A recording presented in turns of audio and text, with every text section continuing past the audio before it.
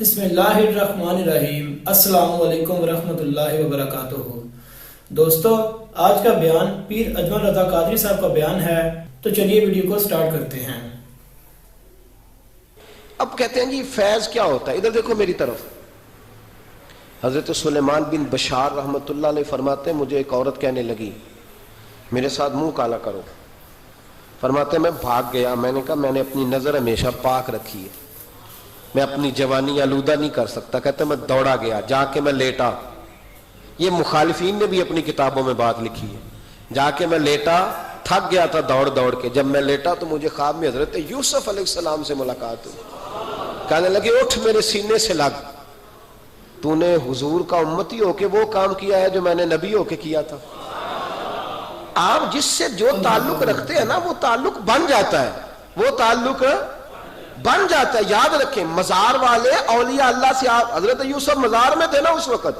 چلے آپ کو حدیث سنا لیتے ہیں، چونکہ میرے مرشدان عالی مرتبت کے آراز چل رہے ہیں تو میری طبیعت بڑی اشاش بشاش ہے۔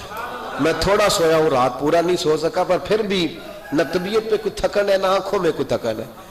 طبرانی میں حدیث ہے اور حدیث کے راوی مولا علی شیر خدا ہے۔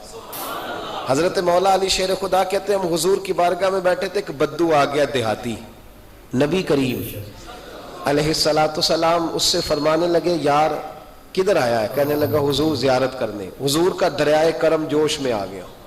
جب آ گئی ہیں جوش رحمت پہ ان کی نظریں، پھر جلتے بجھا دیے، پھر روتے ہنسا دیے۔ نبی کریم علیہ السلام نے فرمایا اس سے، دیکھنا حضور نے خود فرمایا، خود نبی کریم حضور فرمانے لگے چل تو آ ہی گیا ہے نا، اس طرح کر کچھ مانگ لے، اب تنگی یہ داماں پہ نہ جا، اور بھی کچھ مانگ ہے آج وہ مائل بکرم، اور بھی کچھ مانگ۔ اور کون دیتا ہے دینے کو منہ چاہیے، دینے والا ہے سچا ہمارا، چل مانگ لے کچھ۔ کہنے لگا حضور واقعی مانگ لوں؟ دیہاتی تھا نا، بدو تھا، یہ جو سوچ سوچ کے چلتے ہیں نا بیچارے اسی طرح رہ جاتے ہیں۔ کہا واقعی؟ حضور نے فرمایا تجھے شک ہے کوئی؟ کہا جو ہے مانگ لے۔ بندہ بدو تھا، بس لمٹ ہی تھوڑی تھی، تھوڑی لمٹ تھی۔ حضور نے فرمایا مانگ۔ کہنے لگا حضور میں نے سفر کرنا ہے، مجھے ایک اونٹ دے دے۔ حضرت علی کہتے ہیں میں نے کہا تجھ پہ افسوس، ہمارا خیال تھا تو جنت کی ٹکٹ مانگے گا، ہمارا خیال تھا تو ماں باپ کو، تو نے اونٹ ہی مانگا ہے بس۔ حضرت علی فرماتے وہ حضرت علی کا بھی خیال ہے کہ حضور سے مانگو تو تھوڑا نہ مانگو، نبی کریم سے مانگو تو کھل کھلا کے مانگو، جب حضور سے مانگو کھل کھلا کے مانگو۔ حضرت علی شیر خدا کہتے ہیں وہ اسی پہ اڑ گیا۔ حضور مسکرائے، گویا حضور نے بھی کہا یار تو نے مانگا کیا ہے؟ میرے محبوب نے ایک اور کرم فرمایا، کہا چل اونٹ تجھے دیا، کچھ اور بھی مانگ لے، چل کچھ اور، اب تنگی یہ داماں پہ نہ جا، اور بھی کچھ مانگ ہے آج وہ مائل باتا، چل مانگ۔ اور حضرت علی کہتے ہیں میں نے کہا اب سیانا بنے گا، اب یہ کہے گا حضور 7 نسلوں کی جنت، تو حضور نے فوراً عطا کر دینی ہے۔ اب یہ کہے گا یا رسول اللہ جتنے بیٹھے ہیں سب کے لیے اعلان کر دے دوزخ سے آزادی کا، جتنے میری نسل میں لوگ ہیں سب کے لیے اعلان ہو جائے گا۔ لیکن وہ وہیں کا وہیں رہ گیا، وہیں کا وہیں، چھوٹے چھوٹے دائرے میں ہی مانگ لے۔ کہنے لگا حضور اور بھی کچھ مانگ لوں؟ اونٹ تو میں نے لے لیا ہے۔ فرمایا چل مانگ لے، بندہ ہی چھوٹا تھا۔ یہ جو کہتے ہیں نا دے کچھ نہیں سکتے، اصل میں اتنے ذہن ہے بیچاروں کے، کاسا ہی کوئی نہیں تو انہیں کیا پتا کیا کیا ملتا ہے۔ یہ تو اس سے پوچھے نا جس کو ملا ہے، اور جن کو ملا ہے پھر کمال ہی ہو گئی ہے، کھل کھلا کے ملا ہے۔ اور میرے ایک استاد تھے تو ان سے ایک شخص نے کہا کہ حضور فلانا مولوی جمعے پہ کہہ رہا تھا حضور کچھ نہیں دیتے۔ فرمانے لگے اسے ملا کچھ نہیں نا، ہم سے آ کے پوچھے ہم کیا تھے، میں گلیاں دا روڑا کوڑا تے محل چڑھایا سائیاں، ہم سے پوچھے جنہیں ملا ہے اور کس طرح ملا ہے۔ نبی کریم نے فرمایا اور مانگ لے۔ کہنے لگا واقعی دیں گے؟ فرمایا ہاں دیں گے۔ کہنے لگا جی اونٹ دے دیا تو پھر سارے سفر کا کرایہ بھی دے دے، خرچہ بھی دے دے، پیسے بھی دے دے۔ حضرت علی کہتے ہیں میں نے کہا اوہو کچھ نہیں بھئی، اس کی حیثیت ہی نہیں، کدھر چلا گیا؟ اب حضور نے خود یہاں محبوب کریم نے روک کے ارشاد فرمایا، حضور مسکرائے، فرمایا جا تجھے آنے جانے کا خرچہ بھی دیا۔ اب ذرا لفظ سننا، حدیث طبرانی ہے۔ محبوب فرمانے لگے تجھ سے تو حضرت موسیٰ کے دور کی وہ بوڑھی اچھی ہے، خود حضور فرما رہے تجھ سے تو جناب موسیٰ کے زمانے کی وہ बूढ़ी हुजूर कौन सी बूढ़ी? सहाबा कहते हैं हमारे कान खड़े हो गए, या रसूल अल्लाह कौन सी बूढ़ी, जरा मजार की बरकत देखें। नबी करीम अलैहिस्सलाम फरमाने लगे, अल्लाह करीम ने हजरत मूसा जब हिजरत करने लगे तो फरमाया मूसा जब जाओ ना तो समुंदर के करीब या समुंदर के अंदर या समुंदर के किनारे, मुख्तलिफ लफ्ज हैं रवायतों में, हजरत मूसा का ताबूत, हजरत यूसुफ का ताबूत भी दफन है, तो वो ताबूत भी साथ ले जाना। ये तो अल्लाह ने बता दिया, पर ये नहीं बताया दफन कहाँ है। हजरत मूसा ढूंढते रहे तो ढूंढने के बाद अर्ज की मौला ये भी बता दे वो कहाँ है। फरमाया नहीं, वो आपने खुद ही ढूंढना है। हजरत मूसा ढूंढ रहे हैं क्या? मजार। क्या ढूंढ रहे हैं? किसका? हजरत, हाँ अल्हम्दुलिल्लाह, ये सुन्नत अल्लाह ने हमें दी है। हम जाके पूछते हैं बताओ हजरत ख्वाजा नूर मोहम्मद मुहारवी का मजार किधर है? हम साहिवाल खड़ा होकर पूछते हैं कि पाक पतन शरीफ जाना है, रास्ता कौन सा जाता है?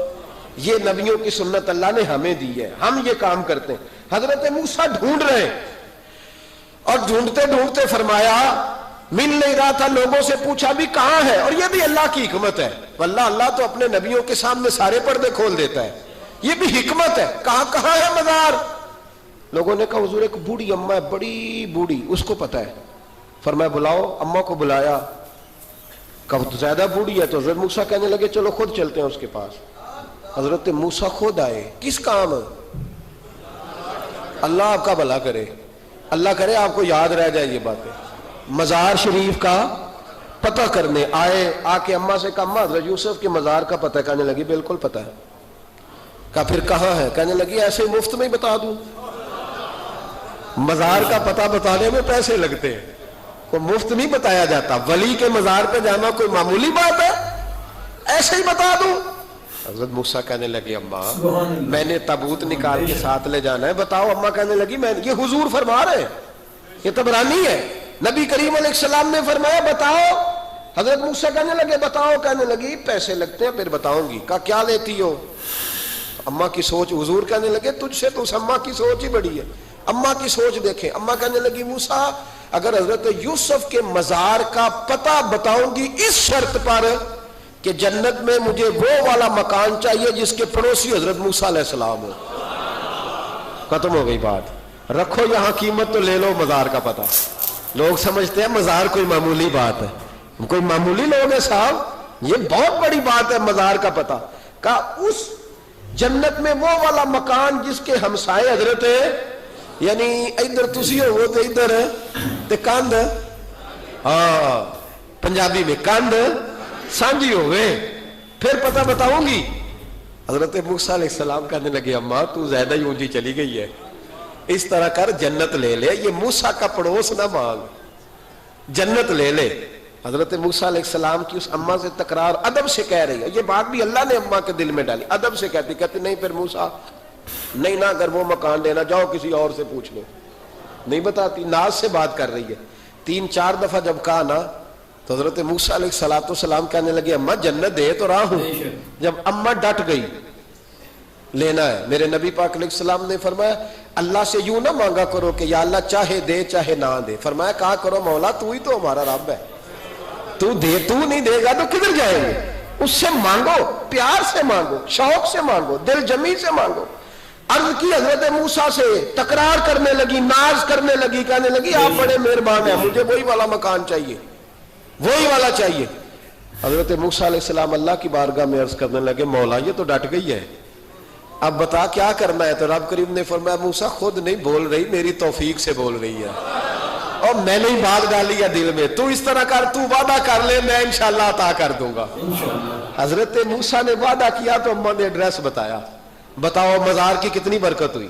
बयान कौन कर रहा है? मेरे नबी ये पाक। और इमाम खाज़ा ने लिखा है जब जनाबे यूसुफ अलैहिस्सलाम को दफन किया गया ना तो दरिया के किनारे दफन किया गया, जिस किनारे दफन किया गया वहां से पानी की एक छोटी सी नाला गुजरता था, खाल बनाए जाते हैं ना पानी के नाले, वो नाला गुजरता था।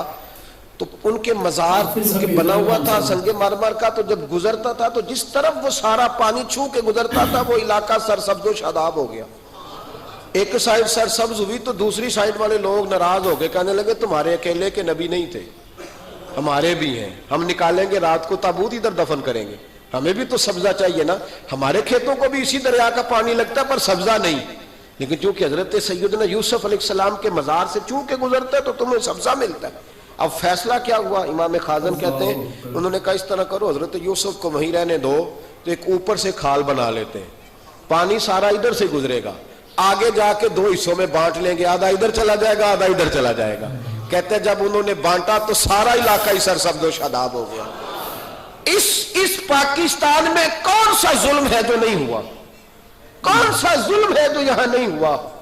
کون سا جرم ہے جو لوگوں نے نہیں کیا؟ لیکن پتہ ہے اس کے کھیت خشک نہیں ہوئے.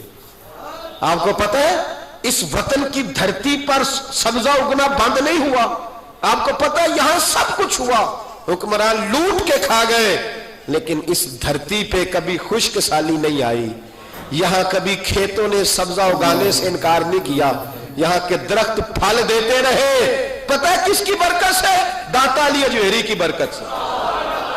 تم داتا صاحب کو بات کرتے ہو، یہ جو تیرے گھر میں پھل آتا ہے اور زمین اگاتی ہے یہ گنج بخش علی حجویری کی برکت ہے، یہ فرید الدین گنج شکر کی برکت ہے، یہ بہاؤالدین زکریا ملتانی کی برکت ہے، یہ محدث اعظم پاکستان کی برکت ہے، یہ میاں شیر محمد شرک پوری کی برکت ہے، یہ امیر ملت پیر جماعت علی شاہ کی برکت ہے، یہ ان درویشوں کی برکت ہے کہ ان کے مزار زمین پہ بنے ہیں تو سبزہ اگتا رہتا ہے، بہاریں ہوتی رہتی ہیں، پھول.